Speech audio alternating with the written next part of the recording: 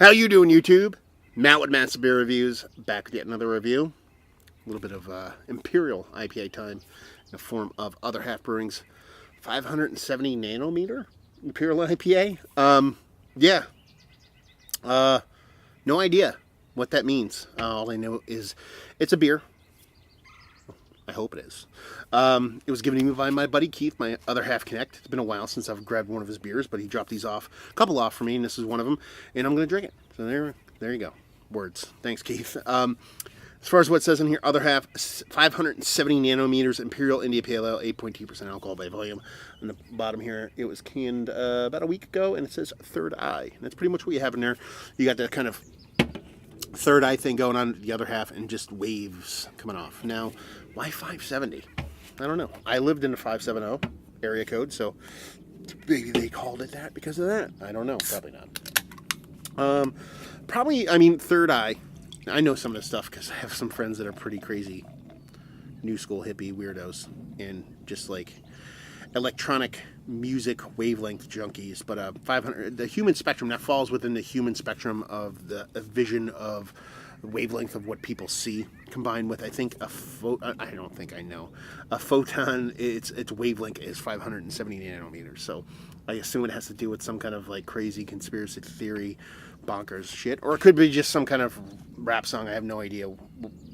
I've never heard of, because that's pretty much what they do with all their beers. But what do we have here? What does it have to do with this beer?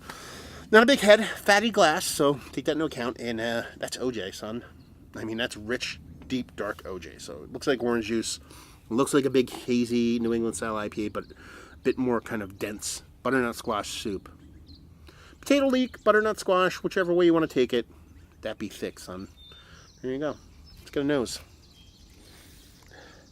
Sniffles. Got the sniffles. You're going to have to deal with this. I get the allergies now, so I can still smell. Just sounds not perfect. Come on now. Ugh.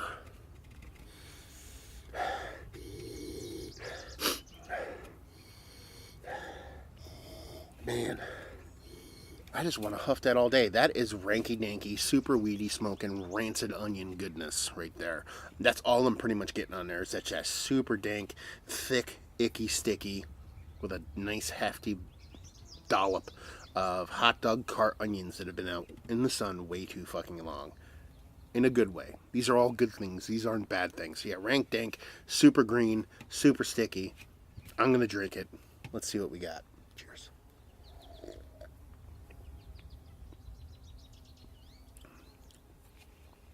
Pretty much follows suit in the taste.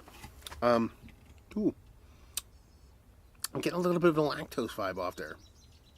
Doesn't say anything about lactose in there. Could be a wheat oat thing, kind of bringing up.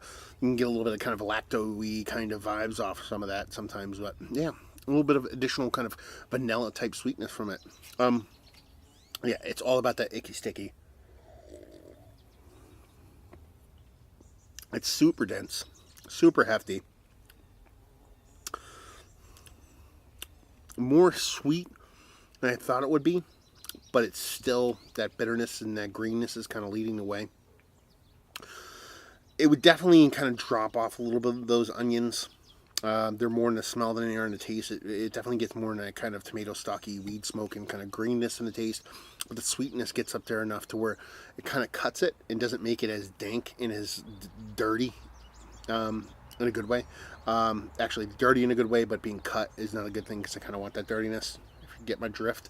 But yeah, it's tasty, it's fun, it's another half beer, it's impactful, it's dense. Like I said, even from the nose to the taste, it smells like it has a bit more kind of density to it. But yeah, I dig it. You know, it's dangerous shit. You know, you're talking about 8 and change, so this beer is going to do you kind of evil. It's going to give it an evil stink, Third Eye, and wreck your night in a good way. Everything's in a good way, apparently. And yeah, I dig it. It's tasty. Done and done. Let's talk about it. It's one of the better Imperial IPAs I've had as late. It's worthy of being in the conversation. I've had better ones. I like the ones that have come off a little bit more kind of super green, or ones that come off a bit more fruity, but this is definitely tasty stuff. The ABV and the kind of impact of it, it's not something you're going to want to chug a bunch of. This is definitely a share beer, but at the same time, I dig it. Value availability, no idea. It's Other Half, probably 20 to 25 bucks a 4-pack. You got to wait in line for it. And leave you with, if you like what we like this. If you like that big, huge, dense Imperial IPA thing with a bit of that icky sticky. You like the onion on the nose, but not in the taste, but you want the weed in the mouth all day. So there you go. Another review in the books. Down there if you want to talk about it. Facebook, Twitter, Instagram on tap. Massive Beers. Check me out there.